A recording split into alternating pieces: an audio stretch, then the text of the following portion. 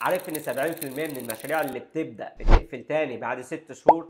طب عارف ان في الاغلب ان السبب مش بيبقى بس الفلوس، وفي سبب تاني اخطر وبنشوفه كل يوم في السوق. اغلب المشاريع دي بيصرفوا معظم الميزانية بتاعتهم على الديكورات والمنتج نفسه، وازاي المنتج ده يبقى اعلى منتج في السوق. ده طبعا حاجة حلوة، بس اللي مش حلو انهم بيتجاهلوا مين الزبون بتاعهم، والزبون ده هيجي يشتري من عندهم ازاي. المشكلة هنا ان اصحاب المشاريع دي بيهتموا بجودة المنتج نفسه، وبيتجاهلوا الرحلة اللي هتوصلهم للزبون. يعني مثلا فتحت محل ملابس في شارع زحمة جدا، بس محدش عارف ان انت موجود اصلا، ومفيش حاجة تشد الناس دي تخليها تشتري منك انت، وما يشتروش نفس المنتج اللي انت بتبيعه من عند حد تاني، لان مفيش قصة ولا شخصية للبراند تخليهم يعملوا كده. قبل ما تفكر تفتح مشروع، اعرف مين الجمهور بتاعك وهتوصل لهم ازاي، وايه القصة او ايه السبب اللي هيخليهم يشتروا المنتج بتاعك وما يشتروش من عند اي حد تاني. لو محتاج مساعدة ابعت لنا DM او سيب لنا في الكومنتات استفسارك، وحد من التيم هيتواصل معاك.